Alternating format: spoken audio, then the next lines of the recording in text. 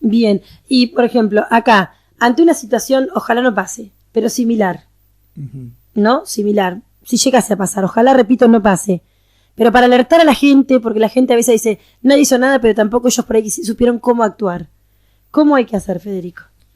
En el momento. En nuestra provincia, ante una situación de violencia familiar, existe una ley que establece una serie de mecanismos muy rápidos de actuación por parte del juzgado de familia, en donde se pueden hacer la denuncia familiares o incluso personas, por ejemplo un vecino. Se establece que los profesionales de la salud, las personas involucradas en la educación, tienen todos legitimación para hacer la denuncia y existe una obligación casi automática de 48 horas de resolver el juzgado lo que sería una medida de protección. Una medida de protección ante la denuncia que puede ir cambiando con el correr de los días.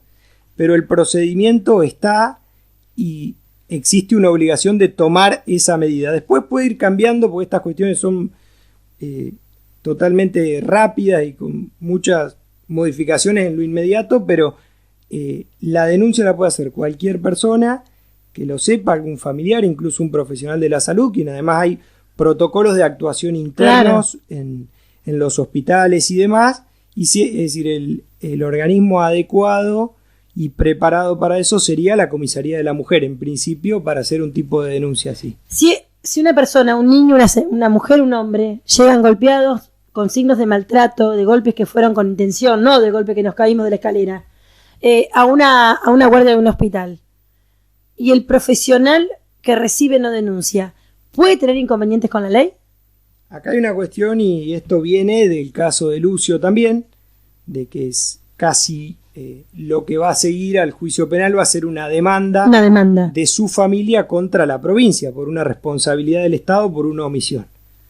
Lo cierto es que existen normas, leyes, para ser más claros, que obligan a los profesionales, pero esta obligación, es decir, el distinguir si es un accidente doméstico o no, muchas veces es muy fino, entonces también depende del criterio o del carácter del profesional. Sí es cierto que se está aprobando esta llamada ley Lucio, que le da garantías a quienes denuncian, por ejemplo a un médico, un médico de la guardia del hospital, por ejemplo, de mantener su identidad oculta y poder hacer la denuncia. Ajá. Eso hoy por hoy desconozco si existe, creería que no.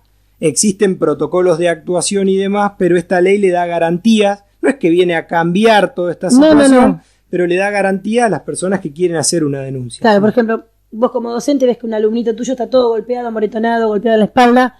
Dice, bueno, yo hago la denuncia, pero garantiza mi identidad y ya, digamos, Comisaría de la Mujer a través de su equipo interdisciplinario buscará la vivienda donde está el niño, es decir, para constatar. Hoy está la posibilidad de denunciar eso y con esta nueva ley que creo que tuvo media sanción, todavía no sé si se aprobó, hay nuevos mecanismos para garantizar la identidad. Hoy existen esos mecanismos, existe la obligación de denunciar. Como dijimos, también depende de estas situaciones. Diferenciar una situación de violencia doméstica muchas veces en el primer hecho es difícil y también es complicado, también, como dijimos, depende del carácter y demás de quien sea la persona que lo sepa. La obligación del Estado está y están los mecanismos. Hoy los mecanismos existen, eso es claro. ¿Actúan rápido los mecanismos? Sí, esos mecanismos están dispuestos para ser casi inmediatos. Pero rápido, una restricción perimetral, rápido. Sí, son casi automáticas. Sí. Una exclusión de hogar. Sí, son muy rápidas. Eso es rápido en ese sentido. Bueno, o sea, estamos, digamos, más allá de que a veces criticamos la justicia, en ese caso se trabaja rápido. No, lo que pasa muchas veces es que hoy por hoy los medios de comunicación a veces van más rápido que la justicia y se desconoce que no dan tiempo a buscar la prueba. Es decir, estos mecanismos no requieren de prueba porque son mecanismos de protección ante la denuncia. Son más urgentes que una medida cautelar, vendría a ser, ya son términos jurídicos, pero están dispuestos para hacer y actuar ante la denuncia. Por eso no requieren de prueba, pero igualmente el fenómeno por ahí de redes y demás va muy rápido y en muchos casos obliga también a actuar, pero lo cierto es que el mecanismo está dispuesto. ¿Qué opinión te da de esto de la exposición de los niños? Como abogado, como docente, esto de poner, no sé para qué, exponer los niños, exponerlo con la identidad, exponerlo con su fotografía, ante determinados hechos. ¿Cuál es tu opinión? La opinión, es decir, como abogado y como ciudadano debería ser, y lo es, de que no hay que exponerlos. Se lo daña mucho al niño, ¿no? Es más de lo que está. Se lo daña y se puede llegar a dañar una investigación, pero es decir, tampoco se puede juzgar a quien lo hace quizás en una situación de desprotección o de desinformación. Entonces no estaría en condiciones de opinar de alguna cuestión, siendo bastante actual el tema. Particularmente yo intento no hacerlo, pero tampoco estaría en condiciones de juzgarlo a una situación así.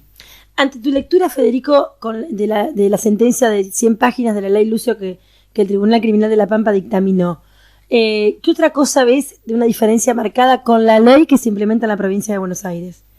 No, es clara la diferencia en el procedimiento en lo que es procedimental de familia, que destaco que el de acá es mejor y es más moderno, y después, es decir, el sistema penal cambia en alguna cuestión, pero la condena perpetua va a ser igual en una provincia que en otra, es decir, esas cuestiones puede ser en un lugar un poquito más rápido, en otro más oralizado, menos oralizado, pero el código penal, que es de fondo, las agravantes que tuvieron estas dos personas en la condena van a ser iguales en todos lados. Eso no cambia. ¿En qué materia das en la facultad, en la Universidad de La Pampa? Derecho público. Es una y especie de derecho este tema más allá que no tiene nada que ver, pero ¿sale con el alumnado? ¿Ha salido a la conversación con el profesor? Las conversaciones de actualidad a veces surgen por ser una cuestión de derecho público, constitucional, las garantías de alguna manera aparecen siempre, las garantías de quien está imputado y los derechos de una persona sí aparecen. Hoy por hoy no estábamos en época de clases, pero sí, son temas que pero bueno, quizá aparecen cuando ocurrió el hecho apareció, ¿no? Sí, en todos lados se hablaba de eso. Sí. En todos lados se hablaba de esa situación. Acá mucha gente nos preguntaba por qué estaba en la cárcel de San Luis. Vos, porque viviste muchos años en La Pampa, ¿sabes? ¿Tienen convenio con la cárcel de San Luis? Existen convenios, claro. Sí. ¿La Pampa no tiene cárcel de mujeres? Sí, existe cárcel de mujeres, pero el tema de la cuestión, si eso lo deciden una vez que se fijó la sentencia, la jurisdicción pasa al juez de ejecución penal. Claro. Entonces él es quien decide y existen convenios. Creo, con total desconocimiento, que por una cuestión también de derechos humanos lo deben haber hecho para preservar la identidad de estas personas durante el juicio. Claro. Era un poco lo que tenían que hacer para que tenga conocimiento y no esté viciado en nada el juicio y que estas personas estén bien para ser juzgadas con todas sus garantías. En ese cuerpo de fiscales había un vecino de Trenquelauquen. Sí, había un vecino de Trenquelauquen que entiendo tuvo una participación bastante activa, sí. Qué bueno, que digamos, más allá de, el fiscal está para investigar estos casos y quienes eligen esa rama de la abogacía es para no sabes con qué te vas a encontrar, no es lindo investigar el homicidio de un niño, pero digamos, es para destacar esto, ¿no? Sí, es de destacar lo rápido que se resolvió, es de destacar la sentencia.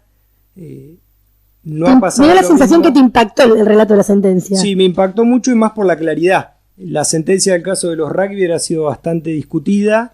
Claro. Desde muchos puntos de vista, y esta sentencia, todo aquel que la lee la puede entender y salvo alguna cuestión referente a una agravante del homicidio, todos los abogados que hemos conversado entendemos que está muy bien fundada. Clara. Muy bien. ¿Con palabras simples, Federico? Cualquier persona puede leerlas. Qué bueno, sí. Qué importante que las sentencias sean simples. Sí, totalmente. Que no vengan con palabras rebuscadas que la gente común no entienda, ¿no? Totalmente, es muy clara, están muy claras las posiciones de la Fiscalía, está claro por qué la familia de él va a seguir impugnando o apelando para que entienda cualquier persona esta sentencia por una cuestión de odio de género, lo cual no cambia, la sentencia va a ser perpetua. Claro. Eso no hay más que eso, no hay más que eso. No hay más que eso, por las múltiples agravantes es perpetua. Y que es literalmente perpetua. Para toda la vida, sí. Para toda la vida.